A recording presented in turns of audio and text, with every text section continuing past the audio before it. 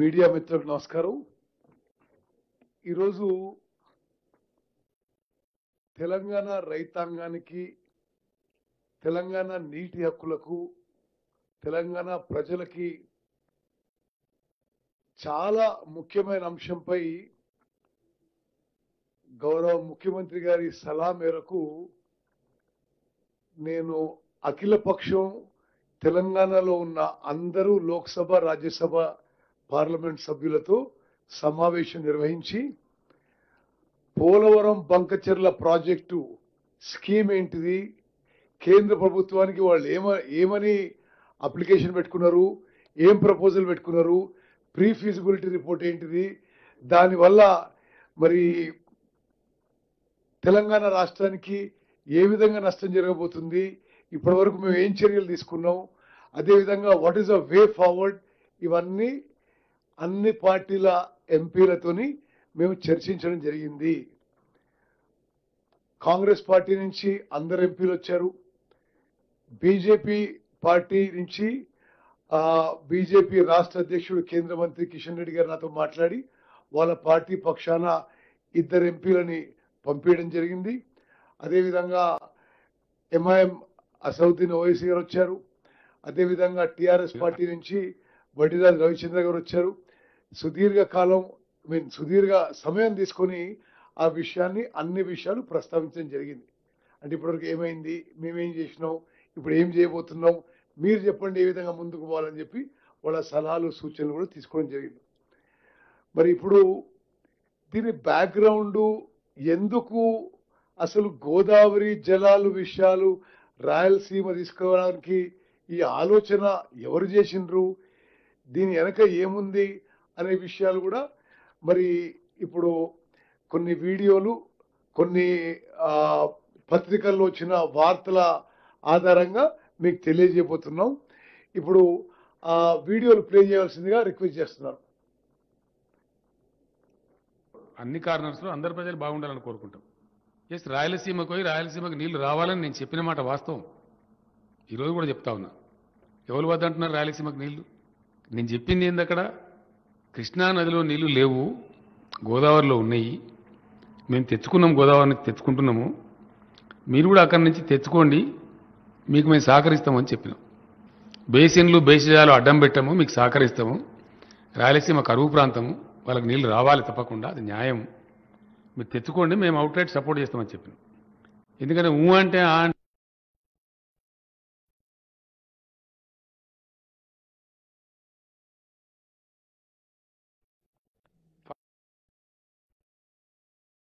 ఫైనల్గా మొన్న ఈ కొత్త ముఖ్యమంత్రి గారు వైఎస్ జగన్మోహన్ రెడ్డి గారు అక్కడ ముఖ్యమంత్రి అయిన తర్వాత సుహృద్భావ వాతావరణం వాళ్ళు అడిగితే వెల్కమ్ అని చెప్పిన.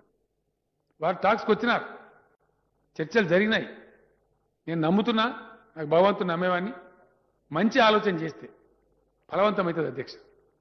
నేను చెప్పినాను, పాత బేసిన్లు లేవు, బేసిజాలు లేవు, మేము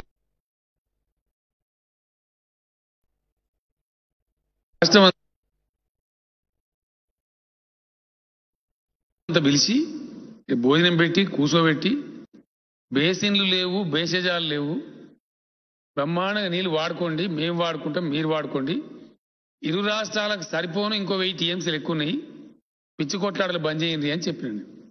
అట్లనే అంతకుముందు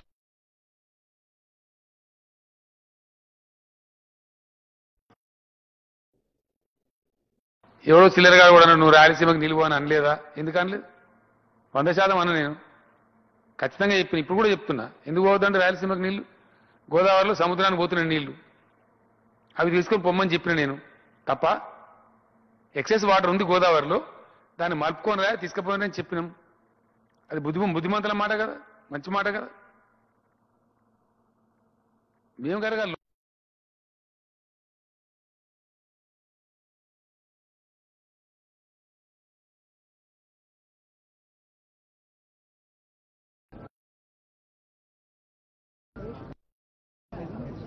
నా డాక్టర్ రోజా గారు మంచి ఆతిథ్యం ఇచ్చారు. అన్నదాత సుఖీభవ.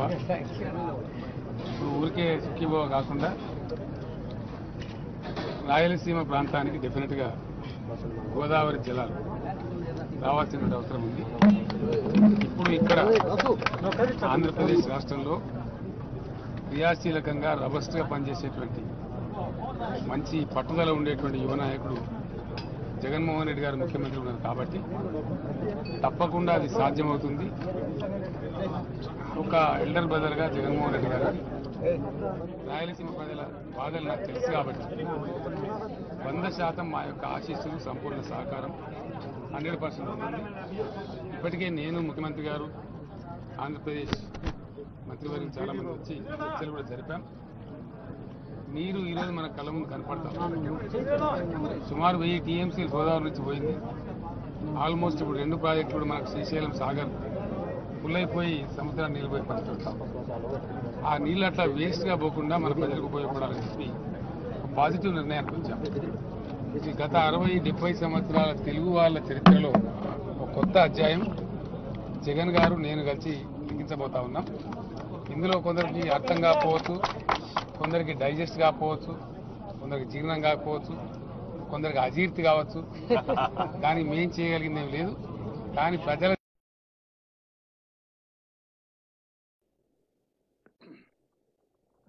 మీడియా మిత్రులకు నమస్కారం. ఈరోజు తెలంగాణ రాష్ట్ర ప్రభుత్వం సాగునీటి పారుదల శాఖ మంత్రులు పెద్దలు ఉత్తమ్ కుమార్ రెడ్డి గారు గోదావరి జలాలకు సంబంధించిన ప్రాజెక్టులు నిర్మాణము, అనుమతులు, వివాదాలు, వాటి రాజకీయ నేపథ్యంలో అఖిలపక్షానికి సంబంధించిన పార్లమెంట్ సభ్యులు, లోక్సభ రాజ్యసభలో ప్రాతినిధ్యం వహిస్తున్న పార్లమెంట్ సభ్యులను అందరినీ ఆహ్వానించి ఇప్పటి వరకు తెలంగాణ రాష్ట్ర ప్రభుత్వం గోదావరి జలాలలో తెలంగాణ రైతాంగానికి ప్రజలకు జరుగుతున్న నష్టాన్ని, కేంద్రం నుంచి రావాల్సిన అనుమతుల విషయంలో ప్రభుత్వం చేపట్టిన చర్యలను వివరించడమే కాకుండా భవిష్యత్ కార్యాచరణ ప్రణాళిక మీద కూడా ప్రతిపక్షాల సూచనలు అడగడం జరిగింది. ఇందులో రాజకీయ ప్రేరేపితమైన అంశాలు లేవు. రాజకీయ ప్రయోజనాలకు తావు ఇవ్వకూడదన్న ఆలోచనతోటి ఈ సమావేశాన్ని మంత్రి గారు ఏర్పాటు చేసి ఈ సమావేశానికి ముఖ్యమంత్రిగా నన్ను, కేంద్ర మంత్రిగా కిషన్ రెడ్డి గారిని, కేంద్ర సహాయ మంత్రిగా బండి సంజయ్ గారిని, బీజేపీ పార్లమెంట్ సభ్యులను, బీఆర్ఎస్ పార్లమెంట్ సభ్యులను, ఎంఐఎం పార్లమెంట్ సభ్యులను, కాంగ్రెస్ పార్టీ పార్లమెంట్ సభ్యులను అందరిని కూడా ఆహ్వానించి సుదీర్ఘంగా అంశాలను అన్నిటిని కూడా వివరించడం జరిగింది. ఈ అంశాలను వివరించిన తర్వాత భవిష్యత్తులో ఏ విధంగా ముందుకు వెళ్ళాలి అనే వివరాలను కూడా మేము చర్చించుకోవడం జరిగింది. అందులో భాగంగా కొన్ని వాస్తవాలను ఈరోజు తెలంగాణ ప్రజల ముందు పెట్టాల్సిన బాధ్యత ముఖ్యమంత్రిగా నా మీద ఉన్నది. ఎందుకంటే ప్రతిపక్ష పార్టీ బాధ్యతాయుతంగా విమర్శనాత్మకమైన వైఖరితో ప్రభుత్వ వైఫల్యాలను విమర్శించినా మాకు అభ్యంతరం లేదు. ప్రధాన ప్రతిపక్ష నాయకుడికి ఆ పార్టీలో సాగునీటి పారుదల శాఖ మంత్రిగా పనిచేసిన వాళ్లకు సుదీర్ఘమైన అనుభవం ఉన్నదని వాళ్ళు చెప్పుకుంటుంటారు. ఆ అనుభవాన్ని తెలంగాణ ప్రజలకు వినియోగించడానికి వాళ్ళు ముందుకొచ్చినా మాకు అభ్యంతరం లేదు.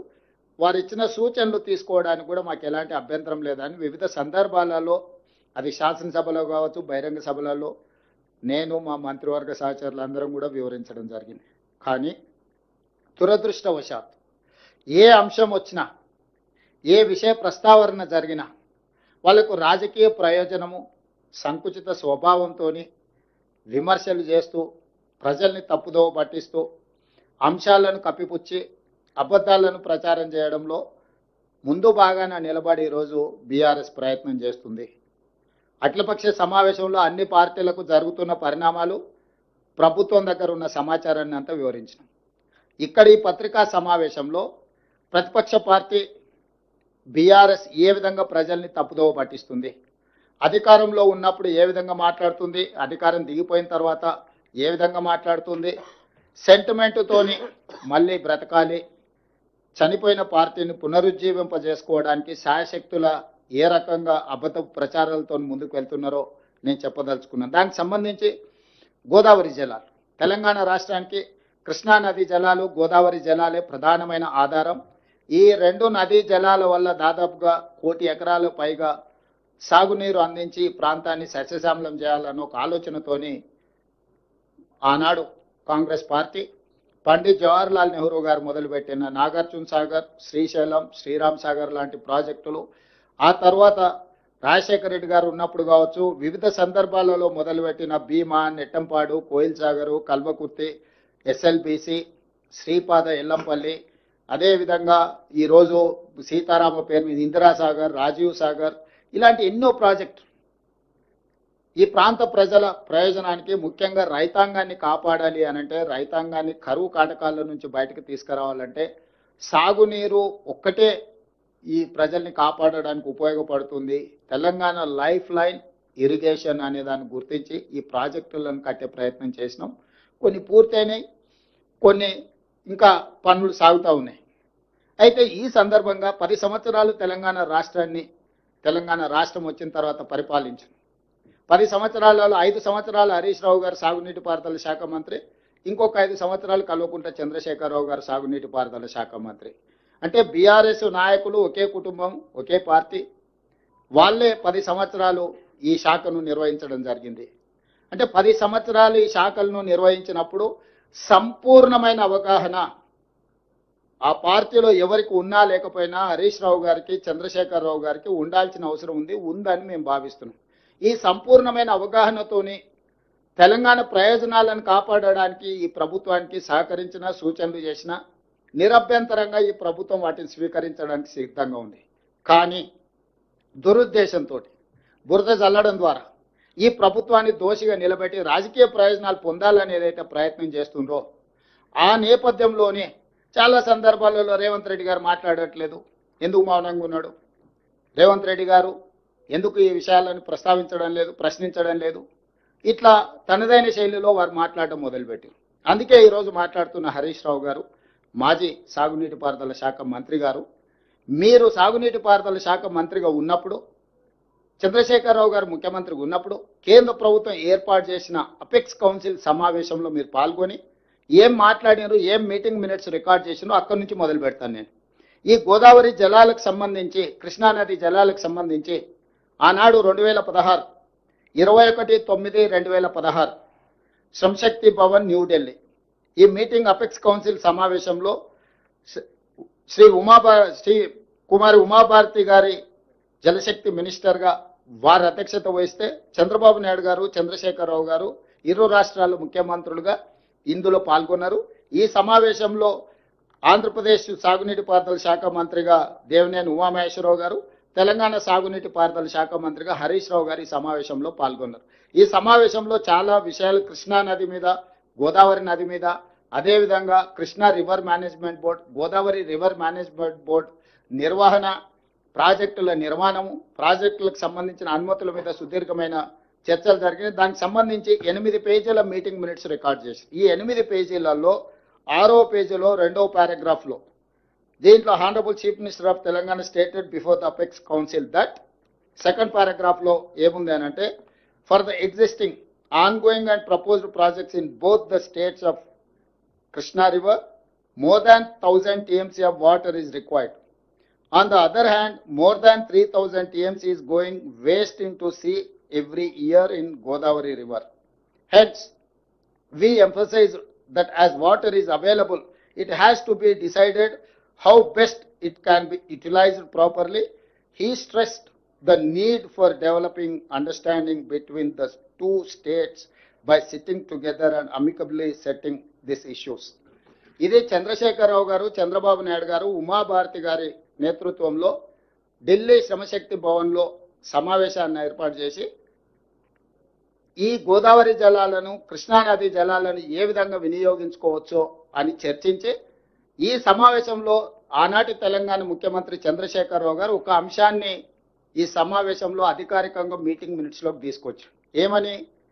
గోదావరికి సంబంధించిన 3000 టీఎంసీల నదీ జలాలు సముద్రంలో కలుస్తున్నాయి. ఈ సముద్రంలో కలుస్తున్న 3000 టీఎంసీ నీళ్లను కృష్ణా బేసిన్ మీద నిర్మించుకోవాల్సిన ప్రాజెక్టులకు 1000 టీఎంసీ అవసరం ఉంది. గోదావరి బేసిన్ నుంచి కృష్ణా బేసిన్కి గోదావరి జలాలను తరలించడం ద్వారా ఈ ప్రాజెక్టులను నిర్మించుకొని ఆ సమస్యల్ని పరిష్కరించుకోవచ్చని 80,000 పుస్తకాలు చదివిన టిఆర్ఎస్ భాషలో వాళ్ళు చెప్తా ఉంటారు అపర భగీరథుడని రకరకాలుగా. వారు కనిపెట్టిన బ్రహ్మ పదార్థమే 3,000 టీఎంసీలు గోదావరి నదీ జలాలు సముద్రంలో కలుస్తున్నాయి. ఆ రోజు పునాది రాయబడ్డది. గోదావరిలో 3,000 టీఎంసీల నీళ్లు సముద్రంలో కలుస్తున్నాయి. ఆ 3,000 టీఎంసీలను గోదావరి పరివాహక ప్రాంతం నుంచి కృష్ణా పరివాహక ప్రాంతానికి తరలించడం ద్వారా రాయలసీమకు నీళ్లు ఇవ్వాలనేది పునాది ఆ రోజు 2016-21 6వ నెలలో పడ్డది. ఇది మీటింగ్ మినిట్స్ రికార్డ్ అధికారికంగా. ఈ మీటింగ్ హరీష్ రావు గారికి తెలియదనడానికి వీలేదు. హరీష్ రావు గారు మంత్రిగా ఈ సమావేశంలో వారు కూడా పాల్గొన్నారు. కాబట్టి ఈ మీటింగ్ మినిట్స్ హరీష్ రావు గారికి నేను పంపిస్తాను. రెండవ పాయింట్, ఆ తర్వాత ఆంధ్రప్రదేశ్ తెలంగాణ లేకపోతే చంద్రబాబు నాయుడు గారు లేకపోతే చంద్రశేఖరరావు గారి మధ్యలో వైరుధ్యాలు లేకపోతే రాజకీయ అంతరాలు రకరకాల పరిస్థితుల వల్ల 2016 నుంచి 2019 వరకు ఇది కార్యరూపం దాల్చలేదు, వాయిదాలు పడుతూ వచ్చింది. 2019లో ఆంధ్రప్రదేశ్లో జగన్మోహన్ రెడ్డి గారు ముఖ్యమంత్రిగా మొదటిసారి బాధ్యత చేపట్టిన తర్వాత, తెలంగాణలో చంద్రశేఖరరావు గారు రెండవసారి ముఖ్యమంత్రిగా పదవి చేపట్టిన తర్వాత వీళ్ళిద్దరూ 4 సార్లు సమావేశమైనారు. దాదాపుగా 2019 జూన్ 28, అదేవిధంగా ఆగస్టు, అదేవిధంగా సెప్టెంబర్, అదేవిధంగా ఆగస్టు 12న 4 సార్లు అధికారిక సమావేశాలలో చంద్రశేఖరరావు గారు అదేవిధంగా ఆంధ్రప్రదేశ్ ముఖ్యమంత్రి జగన్మోహన్ రెడ్డి గారు కలిసి మాట్లాడుకొని చర్చించుకొని, ఆ చర్చల సారాంశం ఏంటంటే జలబంధం.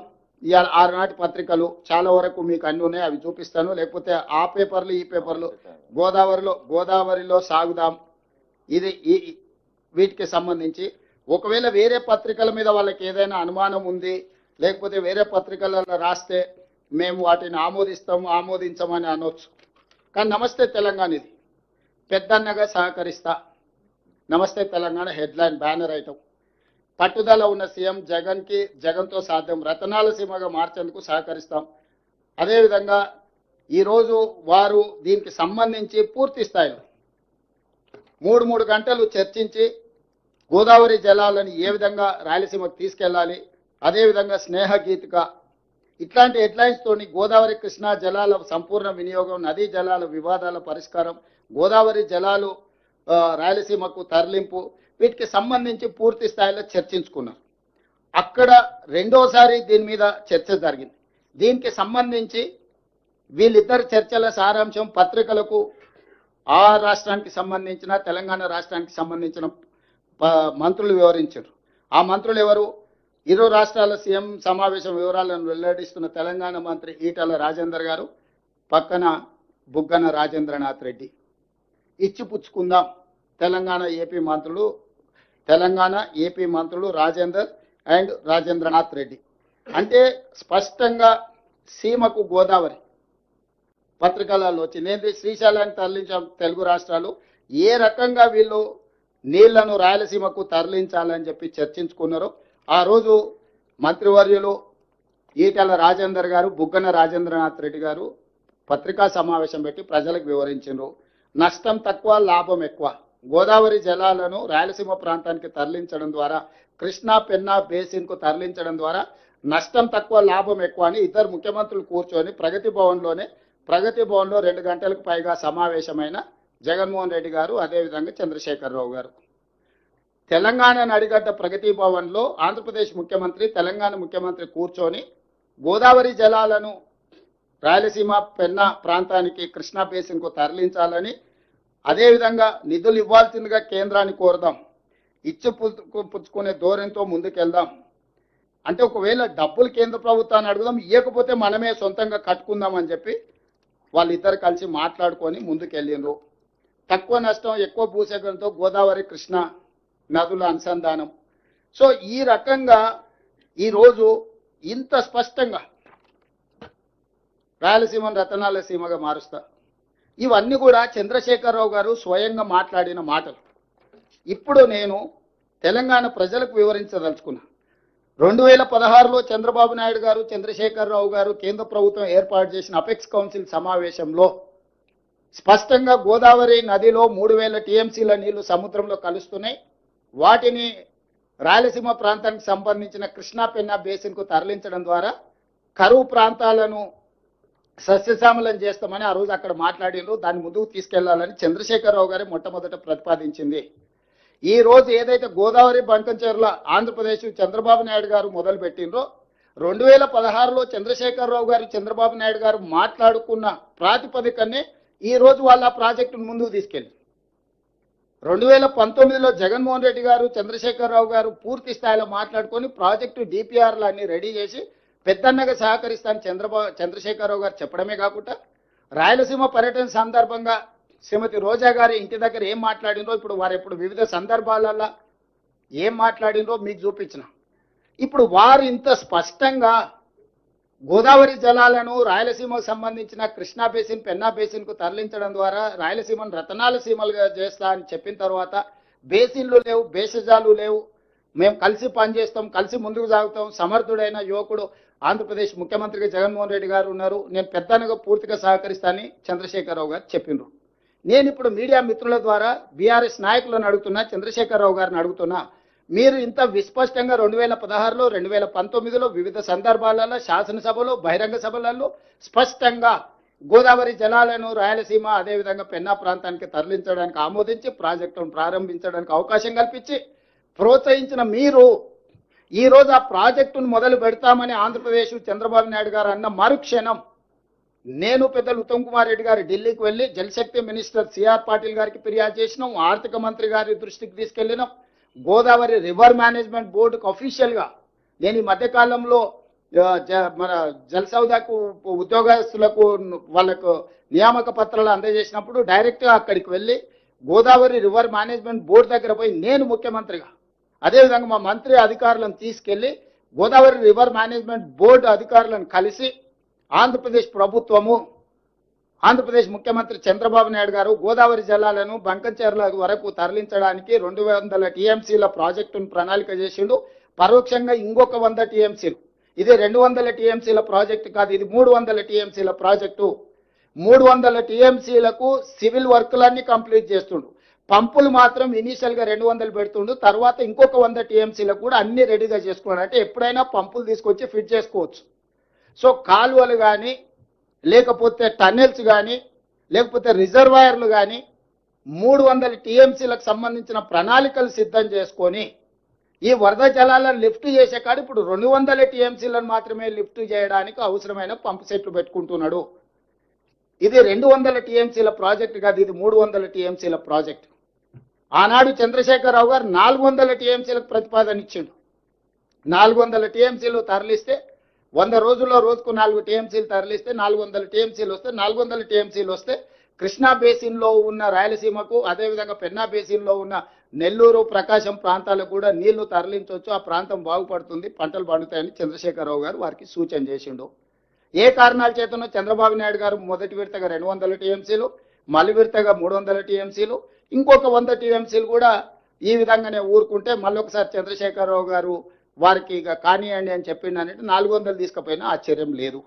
ఈరోజు అందుకే మేము రోడ్డు మీద పడి ఆగి చేయదలుచుకోలే, ఎందుకంటే మేము బాధ్యతతో ఉన్నాం, బాధ్యతతో కూడుకున్న విధానాలని ఆచరించాలనుకున్నాం. అందుకే ఈ ప్రాజెక్టు ప్రతిపాదన జరిగిన ఎంబడే చంద్రబాబు నాయుడు గారు అక్కడి శాసనసభలో మాట్లాడిన ఎంబడే నేను ఉత్తమ్ కుమార్ రెడ్డి గారు వెళ్ళి స్పష్టంగా గోదావరి రివర్ మేనేజ్మెంట్ బోర్డుకి మేమే సొంతంగా వెళ్ళి ఫిర్యాదు చేసినాం. గోదావరి రివర్ మేనేజ్మెంట్ బోర్డు తర్వాత జలశక్తి మంత్రి దగ్గరకు వచ్చి ఫిర్యాదు చేసినాం. అదేవిధంగా ఆర్థిక మంత్రి గారికి వేరే సందర్భంలో కలిసినప్పుడు ఈ అంశాలను ప్రస్తావించడం, ఎందుకంటే కేంద్ర ప్రభుత్వం ఆర్థిక సహాయం అందించబోతుంది. అదేవిధంగా వివిధ బ్యాంకుల నుంచి ఎఫ్ఆర్బిఎం పరిధిలో కాకుండా అవుట్ ఆఫ్ ఎఫ్ఆర్బిఎంలో లోన్లు ఇవ్వడానికి ఏదో ప్రయత్నాలు చేస్తున్నారని పత్రికల్లో వస్తున్నాయని మేము చదివినాం అని ఓరల్గా చెప్పడమే కాకుండా సంబంధిత శాఖ మంత్రి జలశక్తి మంత్రి గారికి లేఖ రాయడం కూడా జరిగింది. అధికారికంగా ఈ వివరాలన్నీ పెట్టి జలశక్తి మంత్రి గారు కూడా మాకు వెనక్కి స్పష్టంగా లేఖ రాసిండు. ఇంతవరకు వాళ్ళు మాకు ప్రాజెక్టు రిపోర్టే ఇవ్వలేదు, ప్రాజెక్టు రిపోర్టు మీ అభ్యంతరాలను పరిగణలోకి తీసుకోకుండా అనుమతి ఇచ్చే సమస్యనే లేదు, ఏ రకంగా కూడా ఇంతవరకు మా దృష్టిలో లేదు, మేము ఖచ్చితంగా చర్యలు తీసుకుంటాం. సిఆర్ పాటిల్ గారు మళ్ళీ ఉత్తమ్ కుమార్ రెడ్డి గారికి లేఖ రాయడం జరిగింది. ఈరోజు ప్రభుత్వం ఎక్కడే నిర్లక్ష్యం వహించలేదు. ప్రభుత్వము రాజ్యాంగబద్ధ సంస్థలు కేంద్ర ప్రభుత్వానికి అన్ని రకాలుగా ఫిర్యాదులు చేయడం, అధికారికంగా లేఖలు చేయడం, కలవడము, పోవడము, రావడము, అన్ని విషయాలను క్షుణ్ణంగా బాధ్యతాయుతంగా మేము ముందుకు తీసుకువెళ్తున్నాము. ఉన్న పలంగా హరీష్ రావు గారు బయటకు వచ్చేసి మొత్తం తెలంగాణకు అన్యాయం జరిగిపోతుంది, మొత్తం నీళ్ళన్నీ తరలించుకుపోతున్నాడు చంద్రబాబు నాయుడు, రేవంత్ రెడ్డి మౌనంగా ఉన్నాడు, ఉత్తమ్ కుమార్ రెడ్డి గారు ఉత్తగానే కూర్చున్నాడు అని బకెట్ల బురద తీసుకొని చల్లుకుంటే వెళ్తున్నాడు. అయ్యా, ఈ పాపానికి పునాది వేసింది మీ మామగారు. ఆ రోజు నువ్వు మంత్రి, నువ్వే ఆ సమావేశంలో ఉన్నావు. అయితే గీతే ఎవరినైనా శిక్షించాలంటే చంద్రశేఖరరావు గారిని, హరీష్ రావు గారిని శిక్షించాలి. ఒకవేళ గోదావరి బేసిన్లో తెలంగాణ ప్రాజెక్టులకు అన్యాయం జరిగి తెలంగాణ ప్రాజెక్టులకు ఒకవేళ తీరని ఏదైనా ద్రోహం జరిగితే ఉరిదీయాల్సింది చంద్రశేఖరరావును, హరీష్ రావునే. సర్వ పాపాలు చేసింది మీరు, పాపాల భైరవులు మీరు, తెలంగాణకు అన్యాయం చేసింది మీరు. కాంట్రాక్టర్లు ఇచ్చే కమిషన్లకు మీ ఇద్దరి కలయికనే ఒక కాంట్రాక్టర్ పెట్టిన సమావేశం. ఆ కాంట్రాక్టర్ పెట్టిన సమావేశంలో మీరిద్దరు, ఆయన సూత్రధారి అయితే కాంట్రాక్టర్, మీరిద్దరు పాత్రధారులుగా కూర్చొని కమిషన్లకు కక్కుర్తిపడి 400 టీఎంసీలు గోదావరిలో వరద జలాలు ఉన్నాయి, రాయలసీమకు పెన్నా ప్రాంతానికి తరలిస్తామని అన్ని కుట్రలు చేసి ఈ రోజు మీ చేతిలో లేకుండా పోయిందని చెప్పి ఆ బురదంతా తీసుకొచ్చి మాకు అంటించాలనే ప్రయత్నం చేయడం ఇది భావ్యమా? అందుకే ఈరోజు స్పష్టంగా తెలంగాణ ప్రజలకు నేను చెప్పదలుచుకున్నా, వీళ్ళు ఏ రోజు కూడా తెలంగాణ ప్రయోజనాల కోసం కృషి చేయలేదు. ఈ రోజు కృష్ణా బేసిన్లో ఉమ్మడి రాష్ట్రంలో ప్రారంభించిన ఏ ఒక్క ప్రాజెక్ట్ అయినా, మనకు ప్రధానమైన ఆధారం Krishna basin, Godavari basin. Krishna basin మీదకి వద్దాం. ఉమ్మడి రాష్ట్రంలో సాగునీటి ప్రాజెక్టుల్లో తెలంగాణ ప్రాంతానికి అన్యాయం జరుగుతుంది కాబట్టి నీళ్లు, నిధులు, నియామకాలనే నినాదంతో రాజకీయ పార్టీని మీరు ముందుకు తెచ్చుకొని అధికారంలోకి వచ్చి ఆ నీళ్లకు సంబంధించి కృష్ణా బేసిన్ మీద ఉమ్మడి రాష్ట్రంలో మొదలుపెట్టిన ఒక్క ప్రాజెక్ట్ అయినా పూర్తి చేసిండ్రా చంద్రశేఖరరావు గారు? ఇప్పటి వరకు 2 లక్షల కోట్ల రూపాయలు కేవలం సాగునీటి ప్రాజెక్టులకు కాంట్రాక్టర్లకు బిల్లులు చెల్లించారు.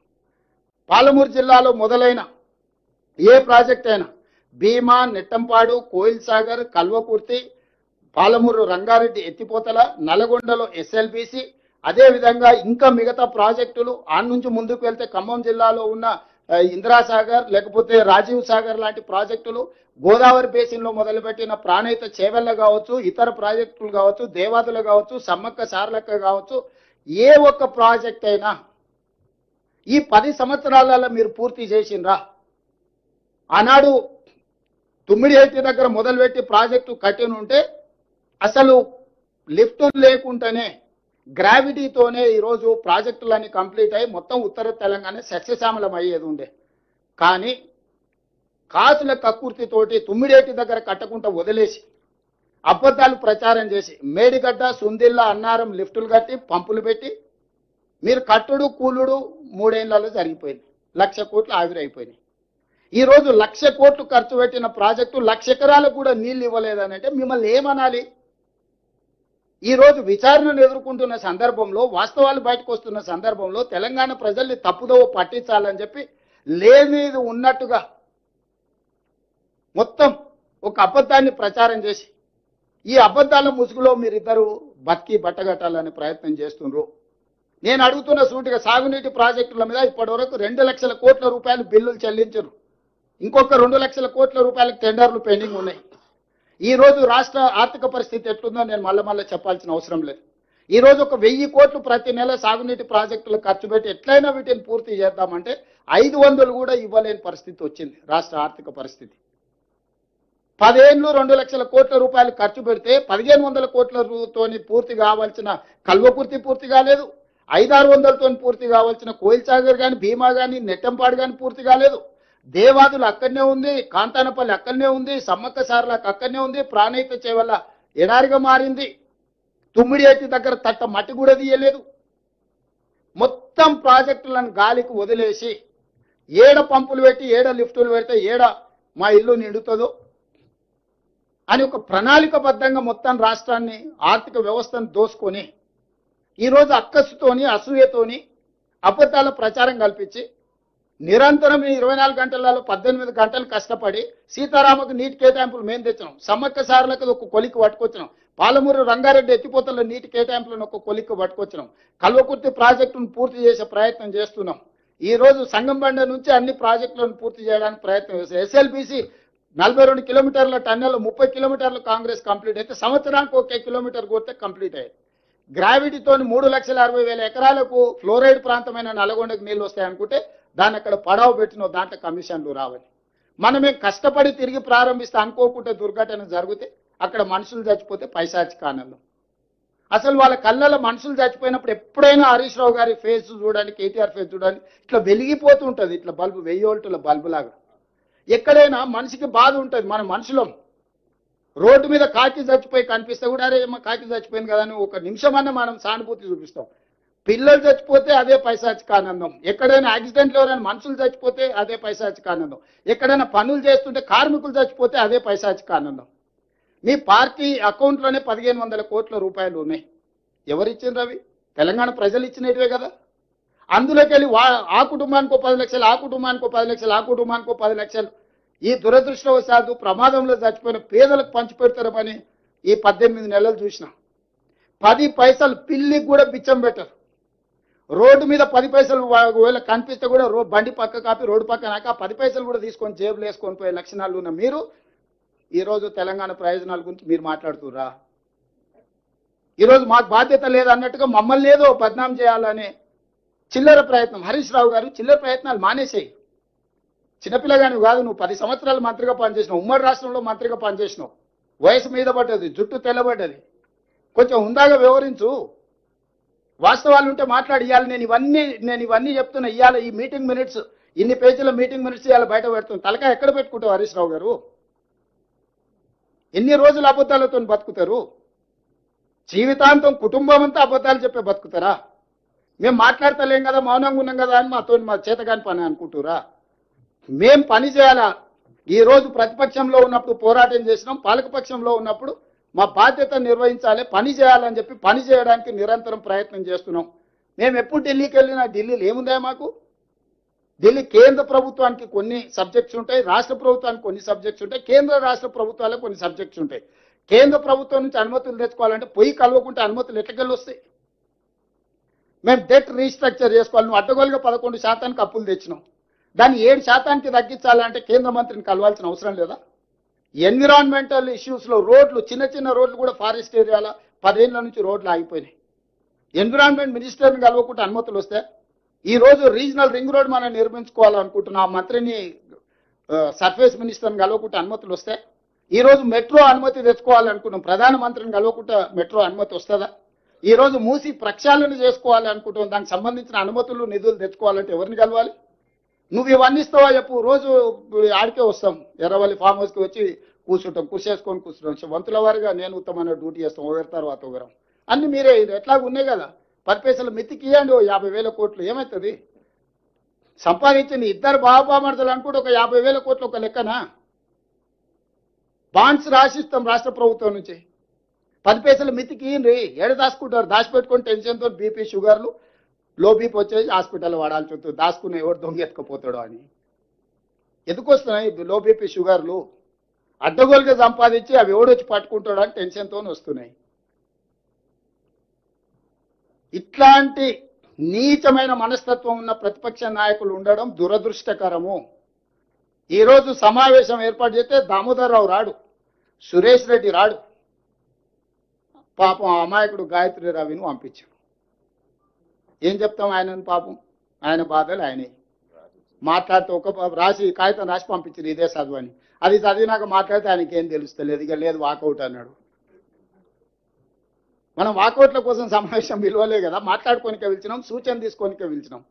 కాగితం రాసి ఇచ్చి పాపం లీడర్ వస్తాడు అనుకున్నాం, లీడర్ను పంపించారు, వచ్చి మొత్తం చూసి మొత్తం చదువుతున్నాడు. ఆయన కూడా సహచర పార్లమెంట్ సభ్యుడు, రెండోసారి రాజ్యసభకు వచ్చిండు, ప్రజాప్రతినిధిగా అతన్ని గౌరవించాలని అతను చెప్పినంత విన్నాం. నేను కొన్ని విషయాలు ప్రస్తావించడం మొదలు పెట్టగానే అసలు రంగు బయటపడదు అనగానే ఇక నేను లేచి వెళ్ళిపోతున్నా సార్, నేను ఉంటే ఉన్న ఉద్యోగం ముడతాను లేచి వెళ్ళిపోయాను. పాపం ఏం చేస్తాం? ఇది పరిస్థితి. అందుకే మీడియా మిత్రులారా, మీరు కూడా అబద్ధాలు చెప్పేటోళ్ళకి అంత ప్రచారం కల్పించకండి. మీరు కూడా పరోక్షంగా ఇట్లాంటి అబద్ధాలను ప్రోత్సహించినట్టుగా మారుతున్నది పరిస్థితి. దయచేసి ఈరోజు ఉన్న పరిస్థితిని మీరు అర్థం చేసుకోండి. మాకు ఏమి దాపరికం లేదు.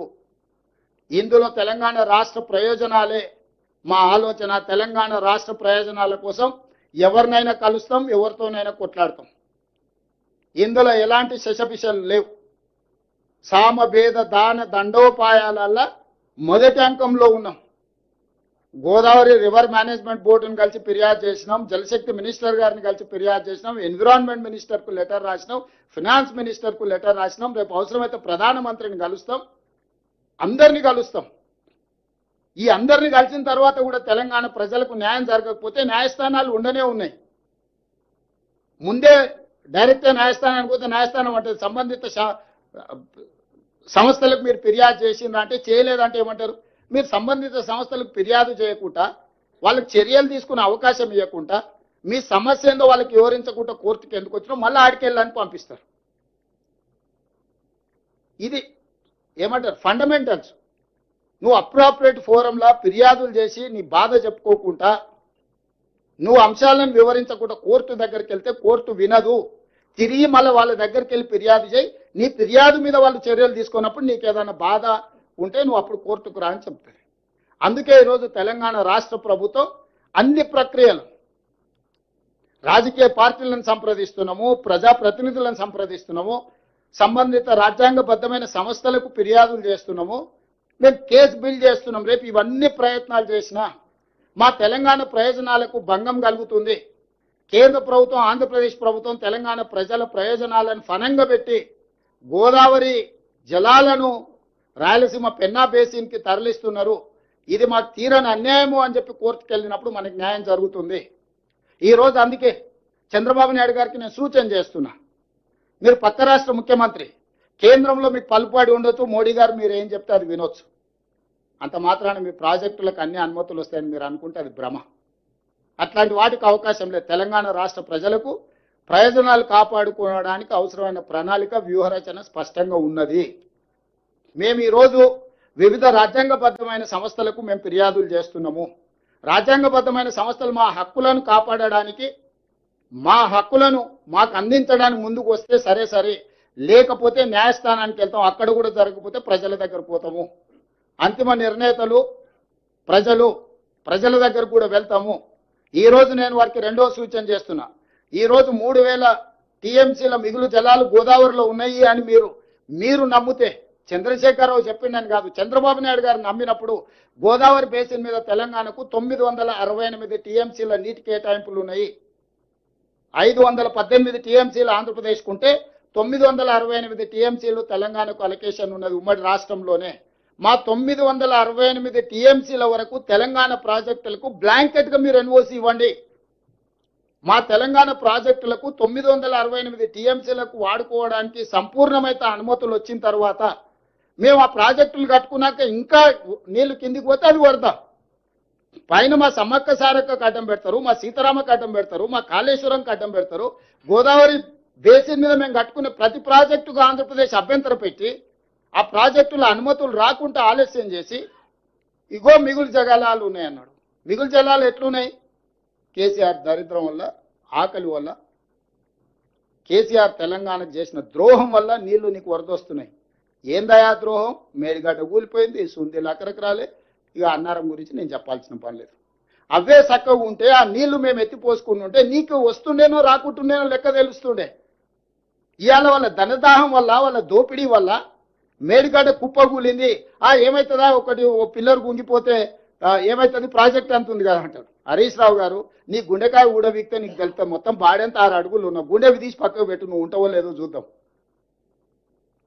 ప్రాణహిత చేవెళ్ల గోదావరి జలాల మీద మేడిగడ్డ అనేది గుండెకాయే.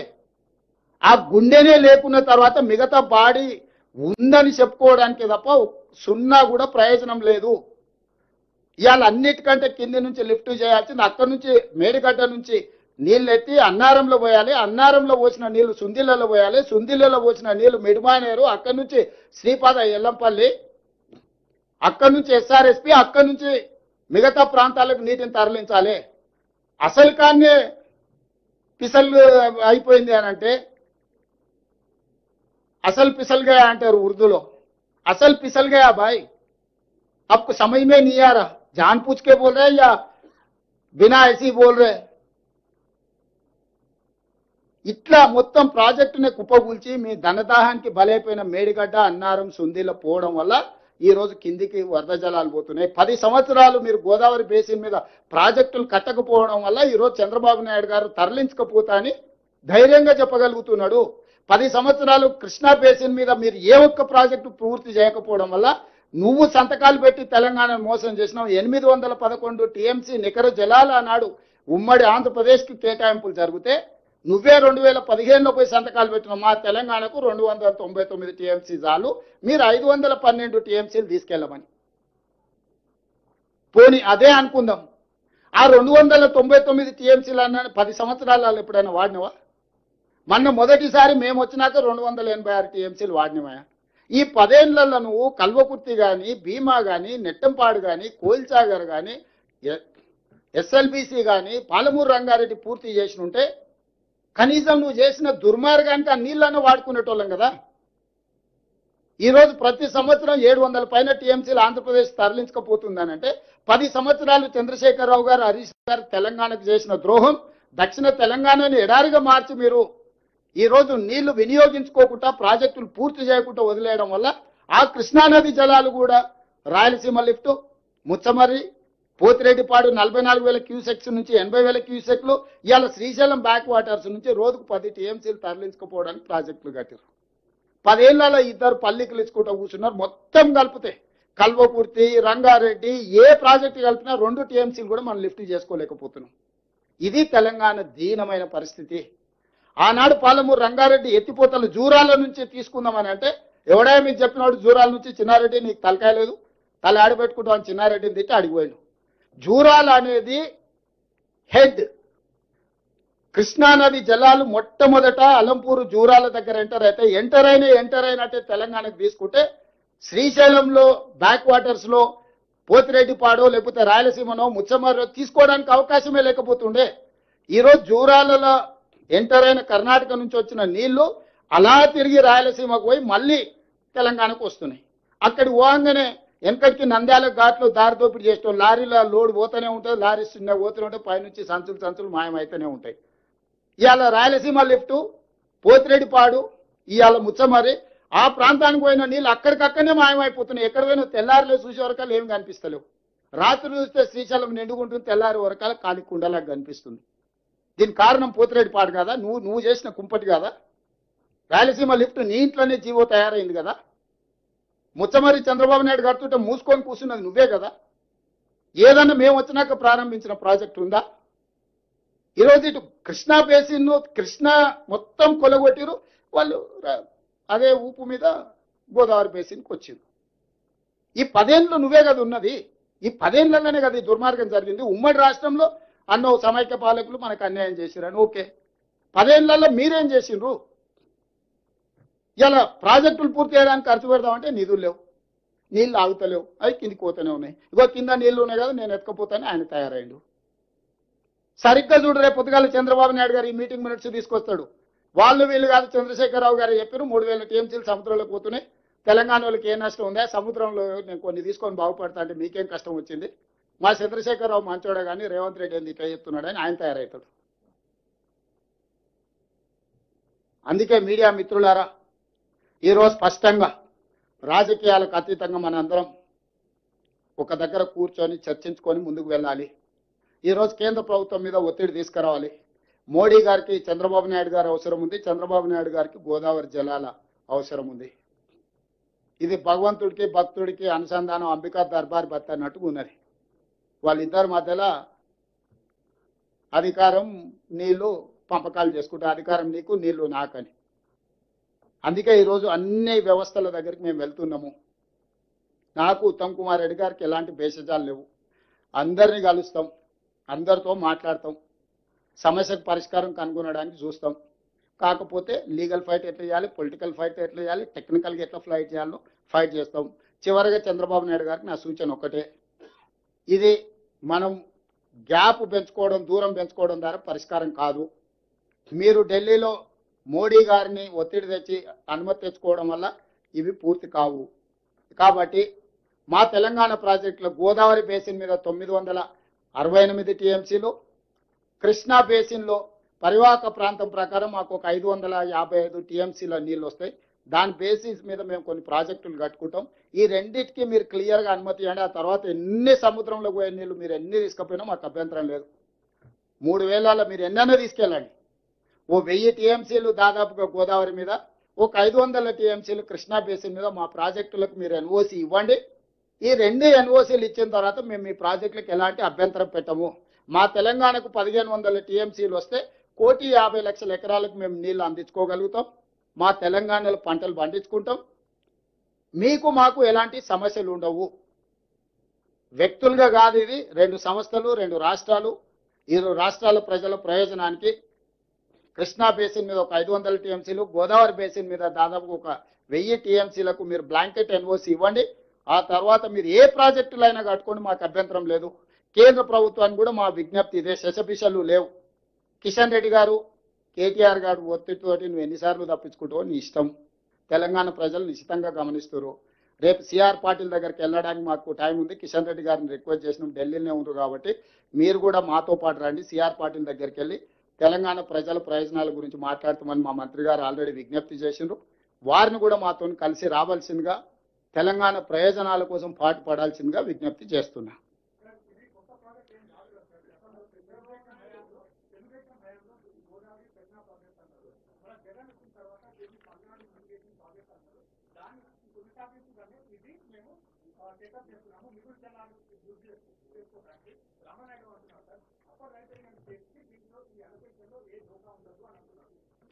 రాహుల్ గారు, మీకు యూనివర్సల్ వాటర్ లాస్ మీరు ఒకసారి చదువుకోండి. యూనివర్సల్ వాటర్ లాస్ ప్రకారం పరివాహక ప్రాంతం వాడుకున్న తర్వాతనే దిగువ ప్రాంతాలకు నీళ్ళు ఇవ్వాలి. నెంబర్ 1. దిగువ ప్రాంతాలలో ఉన్న పరివాహక ప్రాంతానికి నీళ్లు సరిపోయిన తర్వాతనే ఇంకొక బేసిన్కు నీళ్లు తరలించాలి. ఈరోజు గోదావరి బేసిన్లో ఉన్న ఆయకట్టుకు నీళ్లు ఇవ్వకుండా ఇతర బేసిన్లకు తరలించడానికి వీల్లేదు. Point number 1. ఇట్లాంటి వాదన వల్లనే ఈ వాదనలు వితండవాదంగా మారే తెలంగాణ రాష్ట్ర ఉద్యమం వచ్చి తెలంగాణ రాష్ట్రం ఏర్పడిన తర్వాత ఈ ప్రాజెక్టుల నిర్మాణం కోసము, నిర్వహణ కోసము, వివాదాల పరిష్కారం కోసం గోదావరి రివర్ మేనేజ్మెంట్ బోర్డ్ అని పెట్టినరు. అందులో ఆఫీసర్స్ కమిటీ ఉంది, మినిస్టర్స్ లెవెల్ కమిటీ ఉంది, యూనియన్ మినిస్టర్ నేతృత్వంలో ముఖ్యమంత్రుల కమిటీ ఉన్నది. ఈ ప్లాట్ఫామ్లలో ఎక్కడ చర్చించకుండా గోదావరి రివర్ మేనేజ్మెంట్ బోర్డుకి మీరు ప్రాజెక్టు రిపోర్ట్ ఇవ్వకుండా ఆ గోదావరి రివర్ మేనేజ్మెంట్ బోర్డు మా అభ్యంతరాలను మాకు లేఖ రాసి మా అభ్యంతరాలను తీసుకున్న తర్వాత ఆ అభ్యంతరాలను నివృత్తి చేసినాకనే ముందుకు వెళ్ళాలి. ఈ ప్రాసెస్ నంతా ఆంధ్రప్రదేశ్ డీవియేట్ చేసి మాకు అధికారం ఉంది, మేము అధికారాన్ని చెలాయిస్తాం, మోడీ గారు మాతో పాటు ఉన్నారు కాబట్టి ఢిల్లీ నుంచే కిందికి దిగుతామని వస్తున్నారు. ఇది మీరు అర్థం చేసుకోవాల్సిన పాయింట్. ఇది నిజంగానే ఆంధ్రప్రదేశ్ వాదనలో బలం ఉంటే చట్టం చేసింది పార్లమెంట్, రివర్ మేనేజ్మెంట్ బోర్డులు ఏర్పాటు చేసి state reorganisation act 2014 saying that Godavari River Management Board has to address Godavari issues, Krishna River Management Board has to address Krishna River Management Board issues. Officers level committee, minister level committee, chief minister level headed by Jal Shakti minister. ఈ appropriate ఫోరంలో అయినా ఎక్కడ resolve కాకపోతే legal battle ఉంటుంది. ఈ appropriate ఫోరంలలో ఈ project గురించి చర్చించకుండా సీదా finance minister దగ్గర, సీదా ఎన్విరాన్మెంట్ మినిస్టర్ దగ్గరికి అప్రూవల్ అయినాక కదా పర్యావరణ శాఖ దగ్గరికి వెళ్లాల్సింది. ఇది అప్రూవల్ అయినాక కదా ఆర్థిక శాఖ మంత్రి దగ్గరికి వెళ్లాల్సింది. ఇవన్నిటిని పక్కన పెట్టి ఈరోజు ఆ వైపున ముందుకు వెళ్తున్నారు అని అంటే ఇందులో వాళ్ళు చేస్తున్న వాదనలో లోపం ఉందన్న సంగతి మీరు అర్థం చేసుకోండి.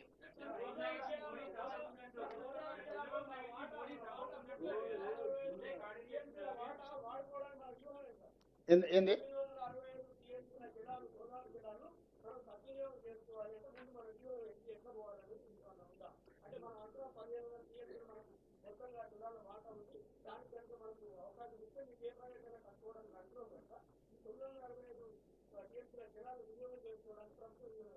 ప్రభుత్వానికి ఇప్పుడు కాదు 60 ఏళ్ళ నుంచి వ్యూహం ఉంది. దాంట్లో భాగంగానే ఎస్ఆర్ఎస్పి వచ్చింది, శ్రీపాద ఎల్లంపల్లి వచ్చింది, అదేవిధంగా మిడ్ మానేర్ వచ్చింది, లోయర్ మానేర్ వచ్చింది. ఇవన్నీ ప్రాజెక్టులు, మంజిరా వచ్చింది, సింగూర్ ప్రాజెక్ట్ వచ్చింది.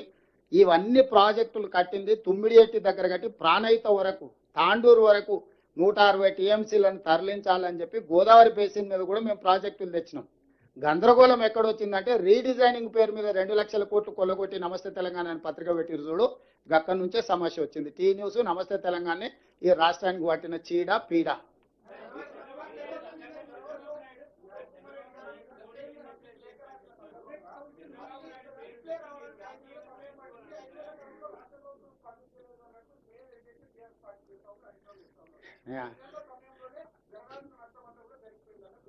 ఇప్పుడు హరీష్ రావు గారి యొక్క అక్కస్కు మందు లేదు, దానికి ఏం మందు లేదు. అసూయకు మందు ఉండదు, తెలుసు కదా నీకు.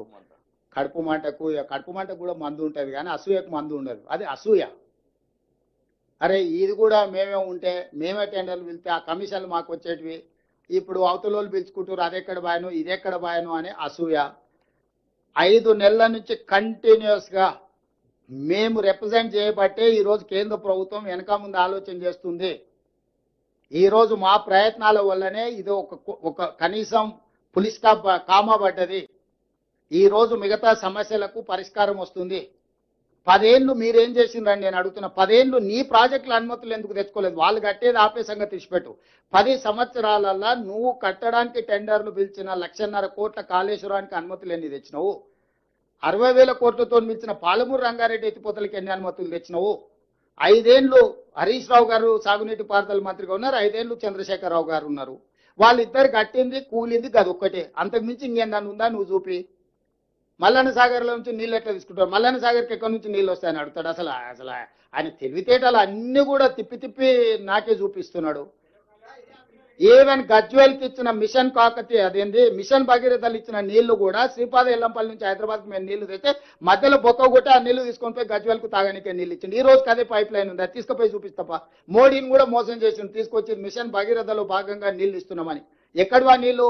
గోదావరి జలాలు 2011లో మొదలుపెట్టిన గోదావరి జలాలు 2015లో పూర్తయిన తర్వాత ఆ గోదావరి జలాల నుంచి పైప్ లైన్ కు మధ్యలో పొక్క కొట్టి తీసుకొని పోయి గజ్వేల్కు తాగనికే నీళ్లు ఇచ్చిండు. ఇది నిజమా అబద్ధమా నిజ నిర్ధారణ కమిటీ చేద్దాం. హరీష్ రావు గారిని కూడా రమ్మను, అధికారులను తీసుకొని పోదాం, మొత్తం చూపిస్తా నేను.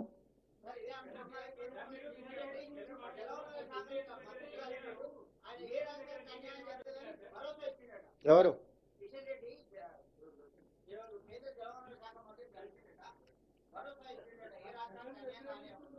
ఇప్పుడు నేనేమంటున్నా అంటే భరోసా ఇచ్చిండని కిషన్ రెడ్డి గారు చెప్తే సరిపోదు. కిషన్ రెడ్డి గారిని నమ్మే పరిస్థితి లేదు. కిషన్ రెడ్డి గారి ఇంటిగ్రిటీనే బిగ్ క్వశ్చన్. ఇంత కీలకమైన సమావేశాన్ని ఇక్కడ మేము పెట్టి అఖిలపక్షాన్ని పిలిచి మీరు రాండి మీరు సహకరించండి అంటే వీడికి రాకుండా నాకు పని ఉంది ఢిల్లీలో అని పోయిండు మంచిది, వేరే మీటింగ్లో ఉన్నాయన. రేపు పొద్దుగాల మేము జలశక్తి మినిస్టర్ని కలిసి ఉంది మాతో కలిసి అంటే ముందుగానే పోయి ఆయనకు వాళ్ళు ఏమొచ్చినా వాళ్ళకి ఏం మాట ఇయ్యకు, ఇది కట్టుకొని చంద్రబాబు నాయుడు కట్టం పోతే నా మంత్రి పదవి అవుతాయి. ఎందుకంటే ఇప్పుడు మోడీ గారు చంద్రబాబు నాయుడు మద్దతు ఉపసంహరించుకుంటే మోడీ ఉండడు, మోడీ దిగిపోతే కిషన్ రెడ్డికి ఉద్యోగం ఉండదు. Simple formula. కేటీఆర్ గారు చెప్పుంటారు, అరే నువ్వు పోయి చెప్పిరాపో లేకపోతే లేదో పరిష్కరించేటట్టు ఉన్నారని. ఇప్పుడు కిషన్ రెడ్డి గారికి ఇక్కడ తెలంగాణ రాష్ట్రానికి రావడానికి పోవడానికి 2 గంటలు ఫ్లైట్లో ఇక్కడికి రావచ్చు, 4 గంటలకు మీటింగ్ అడ్రస్ చేయొచ్చు, మళ్ళీ 6 గంటలకు ఢిల్లీకి వెళ్ళిపోవచ్చు. ఇది చేయలే, పోనీ వాళ్ళు బిజీగా ఉన్నాడు. బిజీగా ఉంటే జలశక్తి మంత్రిని కలవడానికి సమయం ఎట్లా దొరికింది? ఆయన వీడికి మీటింగ్ ఎందుకు ఎగ్గొట్టిడు? నాకు వేరే మీటింగ్లు ఉన్నాయి ఢిల్లీలో, ప్రీఆక్యుపైడ్ బిజినెస్లో ఉన్నా నేను, ఐ కెనాట్ కమ్ అన్నాడు. Okay fine. కేంద్ర మంత్రి నిజంగానే ముందస్తుగా మేము 4 రోజుల ముందు చెప్పినాం, 4 నెలల ముందు చెప్పేది ఉండనేమో తెలియదు. వారు వేరే కార్యక్రమాలలో వారు బిజీగా ఉన్నారంటే అర్థం చేసుకుంటా. మరి ఏ రకంగా జలశక్తి మినిస్టర్ దగ్గరికి పోయిండు, సమయం ఎట్లా తీసిండు? దీన్ని బట్టి ఆయన చిత్తశుద్ధి ఏంది? ఆయన పోయి లోపల సీక్రెట్గా ఏం చెప్పిండు ఎవరు చెప్పాలా? ఏం మాతో పాటు వస్తే ఆయన కిరీటం పోతుందా? ఏం పోతుంది? ఇప్పుడు మేము రేపు పొద్దున్నే వస్తున్నాం కదా, ఒక్క రాత్రే కదా, ఈ ఒక్క రాత్రినే మొత్తం కొంపలని కూలిపోతుండేనా? రేపు పొద్దుగాల మాతో పాటు వచ్చి కూర్చొని బలగుద్ది కిషన్ రెడ్డి వాదించుంటే మేమే బయటకు వచ్చి అరే కిషన్ రెడ్డి గారు అద్భుతంగా తెలంగాణ కోసం కొట్లాడిన మేమే చెప్తాం కదా. ఎందుకు మాకంటే ఒక రోజు ముందు పోయి సీక్రెట్గా జలశక్తి మంత్రిని కిషన్ రెడ్డి గారు కలిసిండ్రు? దీని రహస్యం ఏంది? దీన్ని బట్టి ఇప్పుడు హరీష్ ఏమో అబద్ధాలు చెప్తాడు, కిషన్ రెడ్డి ఏమో పరోక్షంగా సహకరిస్తాడు. పార్లమెంట్ ఎన్నికలలో వీళ్ళు అవయదానం చేసి వాళ్ళకి 8 సీట్లు ఇచ్చారు. ఇప్పుడు వాళ్ళ సాగు బతుకుల మధ్యలో ఉన్నారు. వాళ్ళని బతికించడానికి తెలంగాణ సెంటిమెంట్ నీళ్ళ సెంటిమెంట్ వాళ్ళ చేతి కాగితం ఇవ్వాలని కిషన్ రెడ్డి అన్ని రకాలుగా తెలంగాణకు ద్రోహం చేస్తున్నాడు. ఇప్పుడు వీళ్ళు అవయదానం లేకపోతే వాళ్ళు 8 సీట్లు ఎన్నికలు వస్తాయి? ఆ అవధానం చేసి వాళ్ళని బతికించినందుకు ఆయన తిరిగి రుణం చెల్లించుకోవాలని ఈ నీళ్ల సెంటిమెంట్ను రగల్చి వాళ్ళని బతికించాలనే ప్రయత్నం చేస్తుండు. కానీ నిజాలు అనేటివి ఉన్నాయి కదా, నిజాలు నిప్పులు లాంటివి. అందుకే ఇప్పుడు అన్ని తీసుకొచ్చి మీకు చూపించినాయి. Meeting minutes కాదంటాడా? కాదని మనూరి వారు క్లియర్గా సహకరిస్తాము. రాష్ట్ర ప్రయోజనాలకు మేము కట్టుబడి ఉంటాము. మీరు ఎక్కడికి రమ్మన్నా వస్తాము, మేము ఎక్కడికి తీసుకెళ్లాలన్నా తీసుకెళ్తామని సమావేశానికి వచ్చిన DK.అరుణ గారు, రఘునందన్ రావు గారు స్పష్టంగా రాష్ట్ర ప్రభుత్వ వాదనతోని ఏకీభవించారు. భవిష్యత్ కార్యాచరణలో సహకరిస్తామన్నారు. ఎక్కడికి కావాలన్నా తెలంగాణ ప్రయోజనాల కోసం మేము కట్టుబడి ఉంటాం, మేము ప్రయత్నం చేస్తాం స్పష్టంగా చెప్పారు. వాళ్ళ మాటల్లో మాకు చిత్తశుద్ధి స్పష్టంగా కనిపించింది.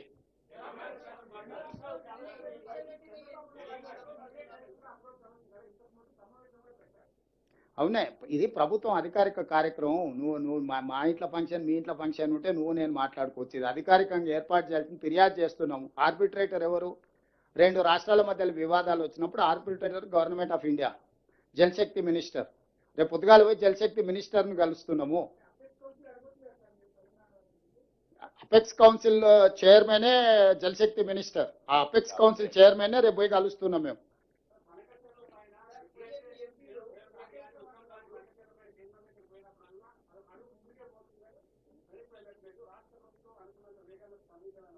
ఎవరంటారు?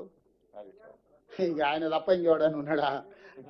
నేను అదే చెప్తున్నా, అన్ని అబద్ధాలు. ఇప్పుడు అదే చెప్తున్నా. ఇప్పుడు నేను చెప్పేది అది. కేవలం అబద్ధాలతో బతకాలని చూస్తున్నారు.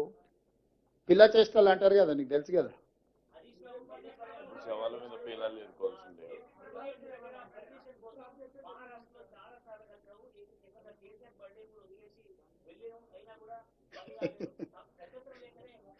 నరేందర్, ఇట్లాంటి అబద్ధాలతో ఎక్కువ కాలం బతకలేరు. క్యాబినెట్ అప్రూవల్ ఉందని చెప్పిండ్రు. 96 క్యాబినెట్లు అయినాయి. 96 క్యాబినెట్లలో ఎక్కడ కూడా కాళేశ్వరానికి అనుమతి లేదు.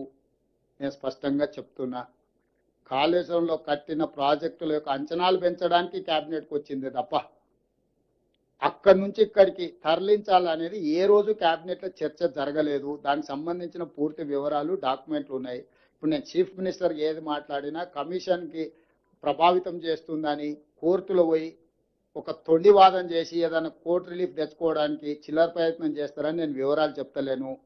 నేను అన్ని మాకు ఎట్లాగో ఇప్పుడు లేఖ రాసిండ్రు. 30 తారీఖు లోపల కమిషన్కి పూర్తి వివరాలతో కూడుకున్న నివేదిక మా సాగునీటి పారుదల శాఖ సబ్మిట్ చేస్తుంది.